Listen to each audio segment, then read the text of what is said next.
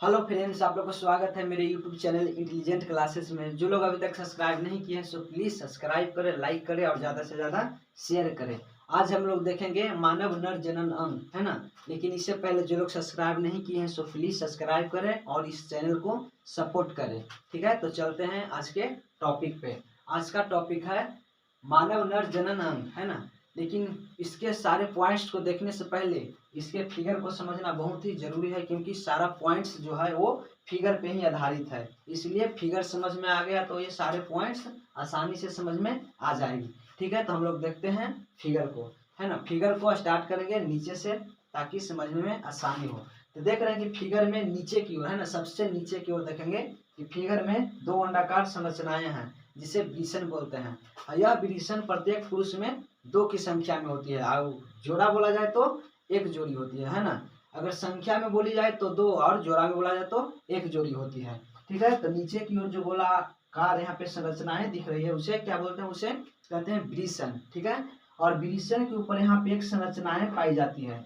ठीक है, देखिएगा विषण होता है वो दोनों विषण के ऊपर, है ना, चिपकी हुई एक संरचनाएं पाई जाती है जिसे कहते हैं अधिविषण। ठीक है, तो विषण क्या है, तो विषण पुरुष का, है ना, प्रत्येक पुरुष का जनन सबसे महत्वपूर्ण जनन अंग होता है, क्योंकि विषण में ही शुक्राणु का निर्माण होता है। और विषण से जुड़ी हुई चिपकी हुई जो संरचना होती है ऊपर में उसे अधिविषण कहते हैं। और अधिविषण में ही क्या करता है, शुक्राणु को स्टोर किया जाता है और वहीं पे वह परिपक्व होता है। और परिपक्व होकर आगे की ओर नली से चली जाती है।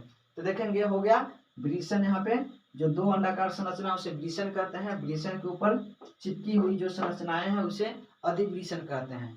अब आगे देखेंगे यहाँ पे अधिविषण से जुड़ी हुई नली है जो ऊपर की ओर गई है ना। और ऊपर की ओर जा करके ये मूत्राशय बड़ा वाला जो दिख रहा है आपको यहाँ पे संरचना, इसे मूत्राशय कहते हैं, जिसमें मूत्र को इकट्ठा किया जाता है।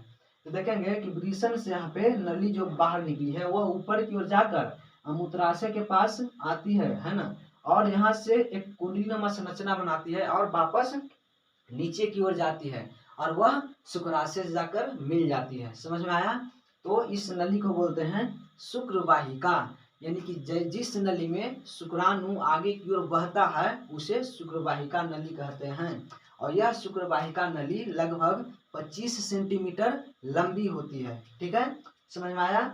विषण से जुड़ी हुई नली जो नीचे से ऊपर की ओर जाती है और ऊपर मूत्राशय के पास जाकर एक कुंडली नुमा संरचना बनाती है और वापस नीचे की ओर आकर वह शुक्राशय से जुड़ जाती है। ठीक है, तो यह जो कुंडली है लगभग 25 सेंटीमीटर लंबी होती है और इसे क्या कहते हैं, तो इसे शुक्रवाहिका नली कहते हैं। ठीक है, शुक्रवाहिका नली।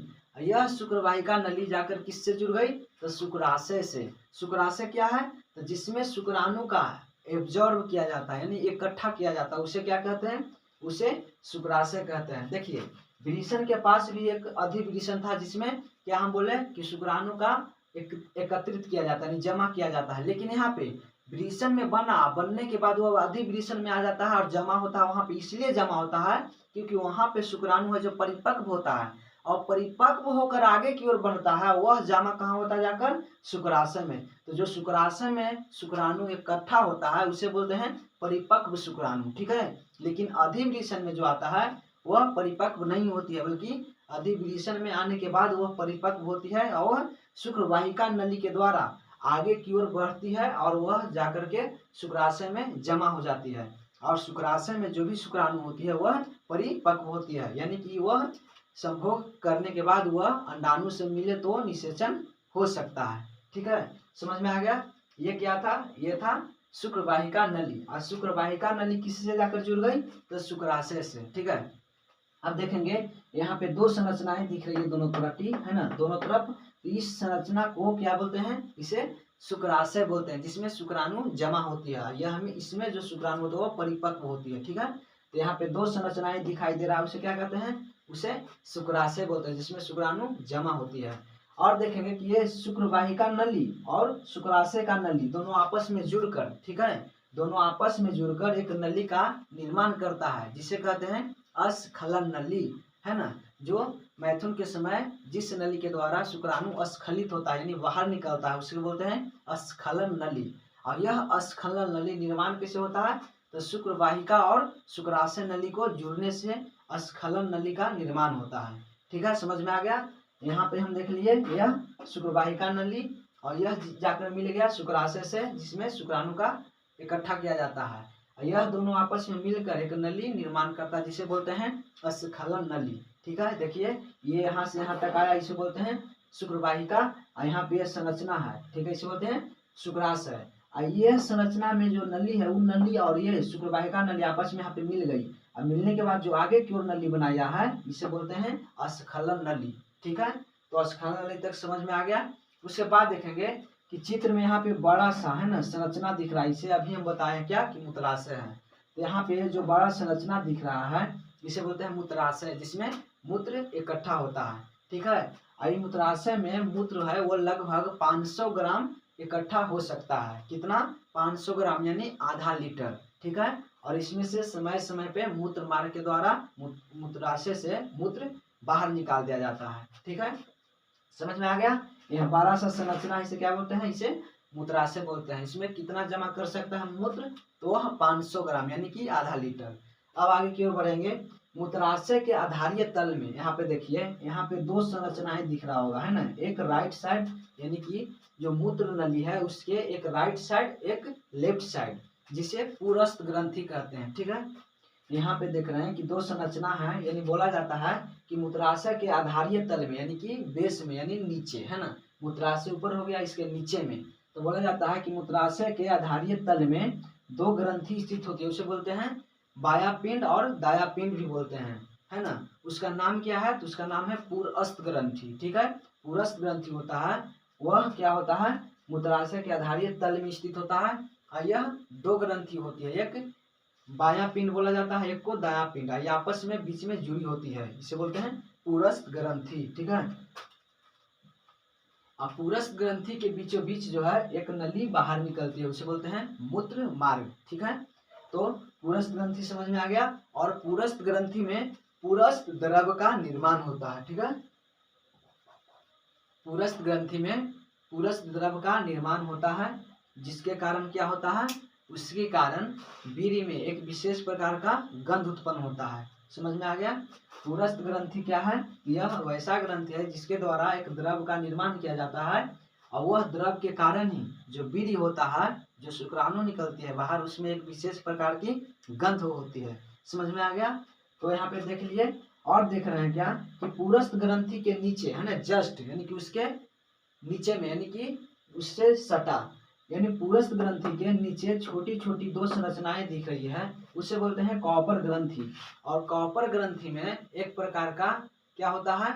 इसमें भी द्रव उत्पन्न होता है। वह कैसा होता है? तो वह क्षारीय द्रव होता है। ठीक है, बोला जाएगा कि कॉपर ग्रंथि क्या है? तो कॉपर ग्रंथि जो है पुरस्थ ग्रंथि के नीचे, है ना, सटे पाई जाती है। यह भी दो की संख्या में होती है, एक राइट साइड, एक लेफ्ट साइड। और इससे क्या निर्माण होता है? जिससे एक क्षारीय द्रव निर्माण होता है। वह उसका काम है कि मूत्र मार्ग है उसमें क्या होता है? चिकनापन लाता है। ठीक है, जिससे शुक्राणु आसानी से बाहर की ओर जा सके। और मूत्र मार्ग है, यानी कि मूत्र मार्ग के दीवार में जो जलन पैदा होता है, उसे इसी के द्वारा क्या किया जाता है? मिटाया जाता है, यानी कि सहायता करता है मूत्र मार्ग में, है ना। क्षारीय द्रव किससे निकलता है? तो वह कॉपर ग्रंथि से। ठीक है, उसके बाद देखेंगे यहाँ पे कि यहाँ से यहाँ क्या है? एक लंबा संरचना है, जिसे क्या कहते हैं? शिश्न कहते हैं। ठीक, समझ में आ गया। ये जो लंबा संरचना दिख रहा है, इसे शिश्न कहते हैं, यानी अंग्रेजी में पेनिस बोला जाएगा। शिश्न क्या है? तो शिश्न पुरुष का क्या है? शिश्न पुरुष में है वह मांसल एवं बेलनाकार संरचना होती है ना। शिश्न क्या है? तो यह मांसल एवं बेलनाकार संरचना होती है, जो क्या होता है? आगे की ओर एक ढीली त्वचा से ढकी होती है। समझ में आया। शिश्न क्या है? यह बेलनाकार संरचना एवं मांसल होती है, और आगे का जो भाग होता है वह एक ढीली त्वचा से ढकी होती है, जिसे पीयूष कहते हैं, सॉरी ग्लांस कहते हैं। समझ में आएगा। शिश्न समझ में आया। यह मांसल एवं बेलनाकार संरचना होती है, जिसके बीचों बीच एक नली होती है ना। शिश्न है, शिश्न के बीचों बीच एक नली होती है, उस नली को बोलते हैं मूत्र मार्ग, है ना। और इसके शिश्न के आगे, यानी कि शिखर भाग पे, है ना, ये शिश्न लंबा है, और उसके आगे यानी कि शिश्न के सबसे आगे शिखर वाले भाग पे एक संरचनाएं होती है, जिसे बोलते हैं क्या? उसे बोलते हैं ग्लांस। ठीक है। शीर्ष के शिखर भाग पे पाए जाने वाले भाग को क्या कहते हैं, ग्लांस। और यह ग्लांस है जो एक ढीली त्वचा से ढकी होती है, यानी एक आवरण से ढकी होती है, जिसे बोलते हैं पेरिप्यूस। ग्लांस जिस आवरण से ढकी होती है उसे बोलते हैं पेरिप्यूस। ठीक है, तो समझ में आ गया। और इस ग्लांस के बीचों बीच है ना, इस ग्लांस के बीचों बीच एक छिद्र खुली होती है। उस छिद्र के द्वारा क्या होता है, तो मूत्र है वो बाहर निकलता है, या तो मैथुन के समय शुक्राणु बाहर निकलती है। उस छिद्र को क्या बोलते हैं, तो मूत्र जनन छिद्र बोलते हैं। ग्लांस के बीचों बीच यहाँ पे देखिए जो छिद्र है इसे क्या बोलते हैं, इसे मूत्र जनन छिद्र कहते हैं। तो समझ में आ गया। ये था संरचना किसका, तो मानव नर जनन अंग का। ठीक है, एक बार देख लेते हैं, है ना, समरी की तरफ। समरी की तरह से यहाँ पे देखेंगे दो अंडाकार संरचना जिसे विरिसन कहते हैं। विरिसन में शुक्राणु का निर्माण होता है और विरिसन के ऊपर दो छोटी छोटी संरचनाएं चिपकी होती है जिसे अधिविरिसन कहते हैं। इसमें शुक्राणु क्या होता है, जमा होकर और परिपक्व होता है। और शुक्राणु परिपक्व होने के बाद एक नली के द्वारा आगे बढ़ता है, तो उस नली को क्या कहते हैं, शुक्रवाहिका। और इस नली का लंबाई लगभग 25 सेंटीमीटर होती है। और यह शुक्रवाहिका नली ऊपर की ओर जाती है और मूत्राशय के पास जाती है ना। देखिए यहाँ पे आ गया मूत्राशय के पास, और यहाँ पे एक कुंडलीनुमा संरचना बनाती है ना, यानी कुंडलीनुमा संरचना बनाती है, वह फिर वापस नीचे को आकर और शुक्राशय से जुड़ जाती है। समझ में आ गया। और यहाँ पे दो संरचनाएं दिख रही है, इसी को शुक्राशय बोलते हैं, जिसमें परिपक्व शुक्राणु आकर जमा होती है ना। तो ये हो गया लंबी संरचना है, नली है, इसे बोलते हैं शुक्रवाहिका। यह शुक्रवाहिका किससे आकर जुड़ गई, तो शुक्राशय से, जिसमें परिपक्व शुक्राणु जमा होता है। और शुक्राशय का नली और यहाँ से शुक्रवाहिका का नली आपस में जुड़कर एक नली बनाती है जिसे बोलते हैं अस्खलन नली। और यह अस्खलन नली पुरस्थ ग्रंथि से जुड़ जाती है, और पुरस्थ ग्रंथि का जो नली है वह मूत्राशय मूत्र मार्ग से जुड़ जाती है, यानी मूत्र मार्ग में जाकर खुलती है। समझ में आ गया। फिर देखेंगे यहाँ बड़ा सा संरचना इसे बोलते हैं क्या, मूत्राशय, जिसमें मूत्र का इकट्ठा किया जाता है। और मूत्राशय के आधारीय तल में देखेंगे दो ग्रंथि पाया जाता है, उसे बोलते हैं पुरस्थ ग्रंथि। पुरस्थ ग्रंथि में पुरस्थ द्रव का निर्माण होता है, जिसके कारण वीर्य में एक विशेष प्रकार का गंध होता है।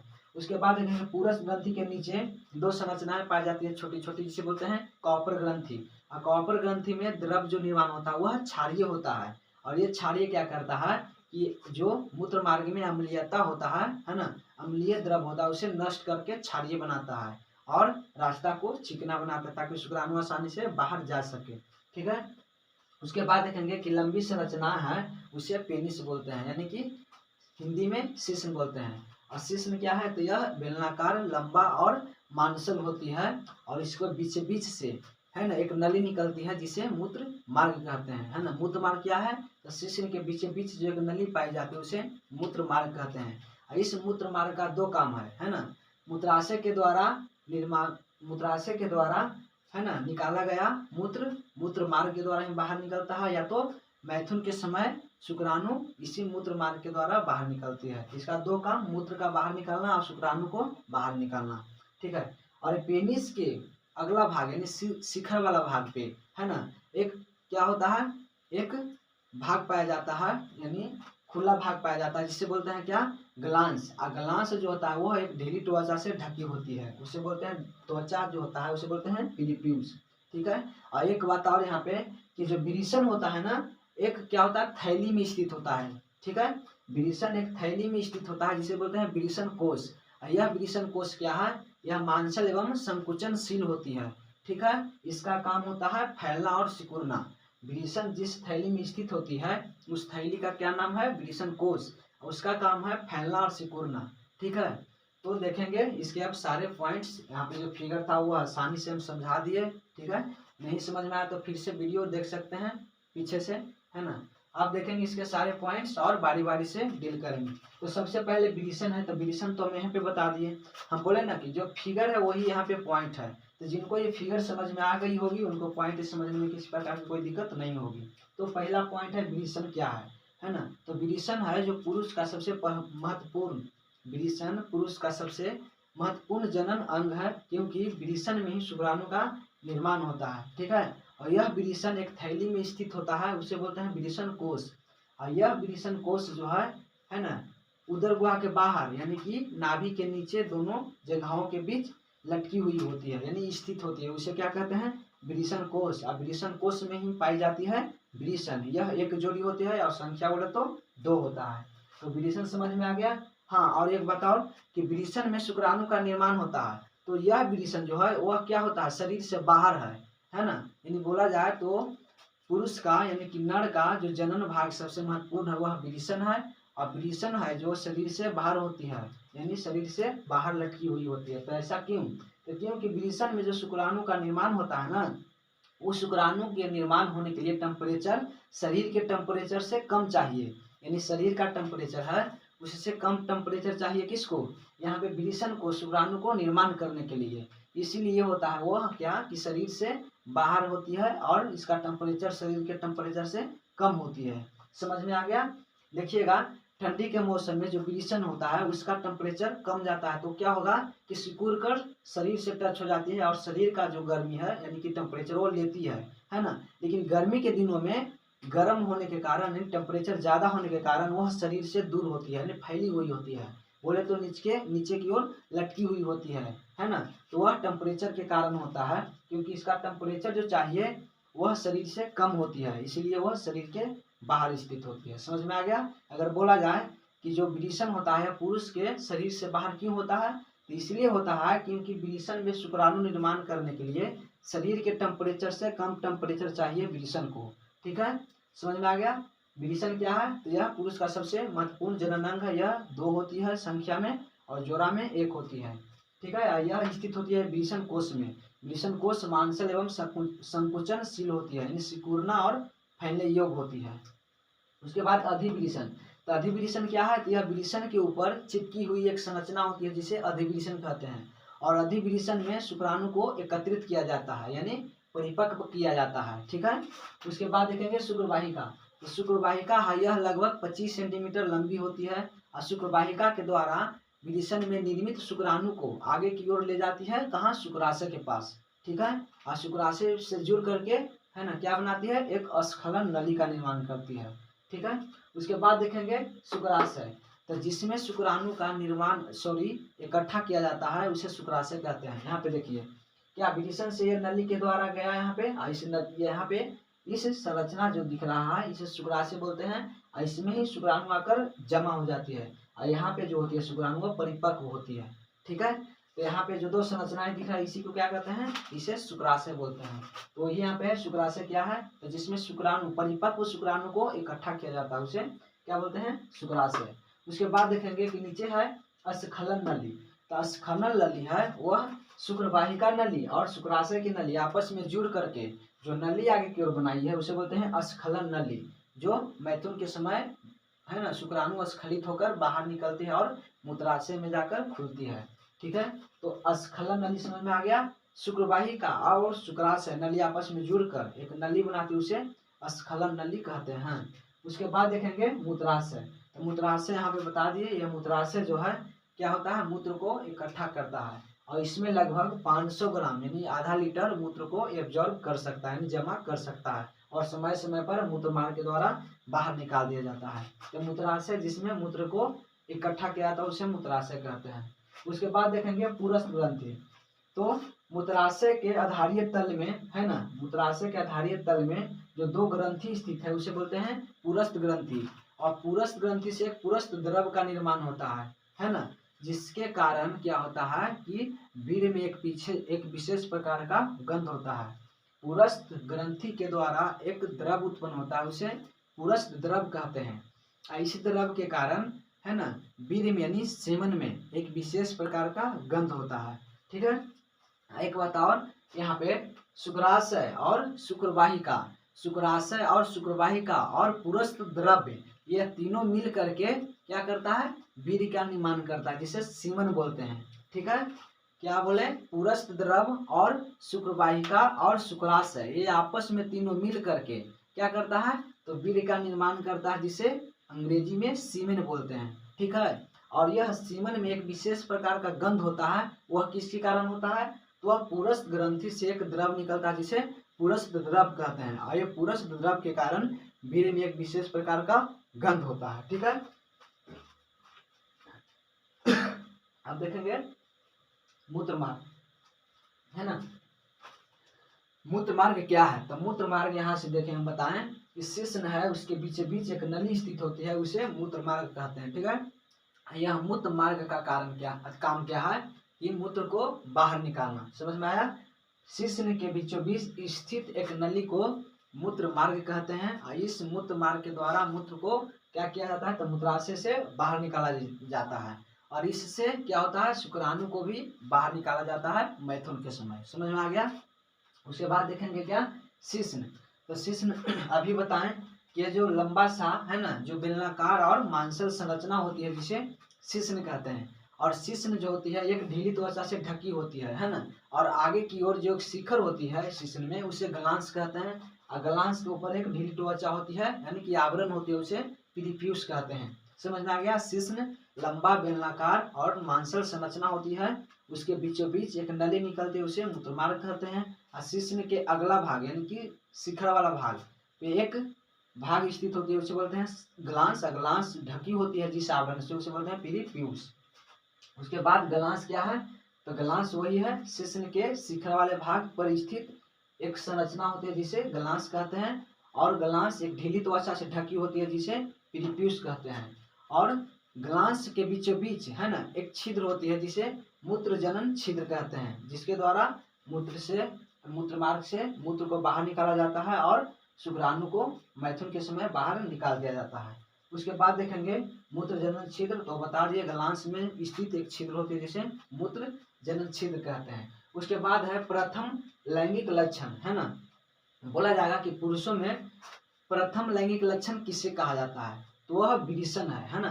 पुरुषों में सबसे पहला लैंगिक लक्षण पहचानने का क्या है तो वह विरिशन है। विरिशन से ही पता चलता है वह नर है या मादा है। ठीक है, क्योंकि विरिशन ही है जो क्या करता है शुक्राणु का निर्माण करता है। इसीलिए बोला जाएगा कि पुरुष में है ना प्रथम पुरुष में यानी पहला लैंगिक गौण यानी लैंगिक गौण लक्षण किसे माना जाता है तो वह विरिशन को।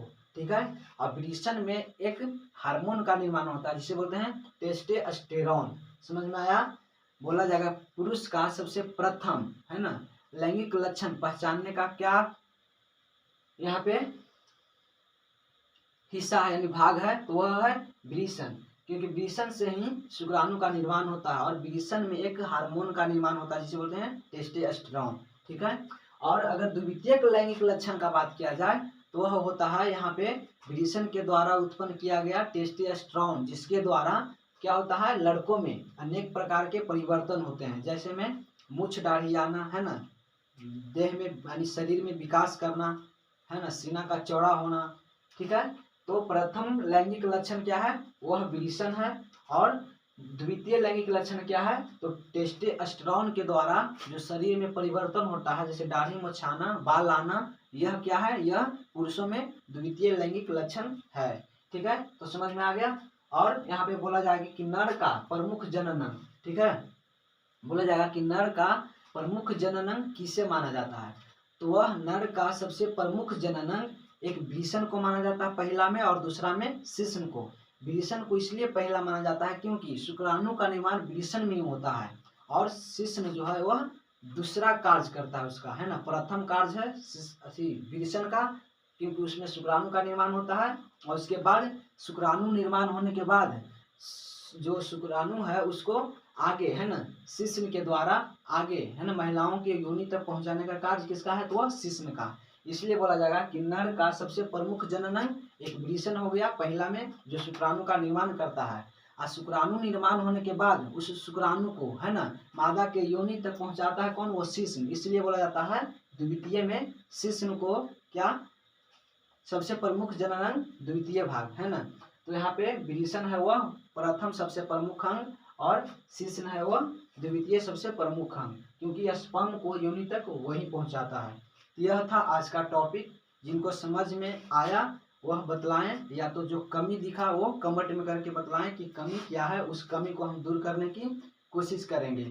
और इससे पहले जो भी वीडियो डाला हुआ है उसे अगर आप लोग नहीं देखे हैं तो इस वीडियो के डिस्क्रिप्शन में है ना इस वीडियो के नीचे लिंक दिया गया है, वो सारे वीडियो को वहां से देख सकते हैं। और बतलाइए कि यह वीडियो आप लोग को कैसा लगा है ना। अगर अच्छा लगा तो कमेंट में बताएं, अगर कोई दिक्कत हुआ यानी कि कोई कमी दिखी तो वह कमेंट में बताएं और कमी को हम वो दूर करने की कोशिश करेंगे। मिलते हैं अगले वीडियो में, जब तक के लिए जय हिंद।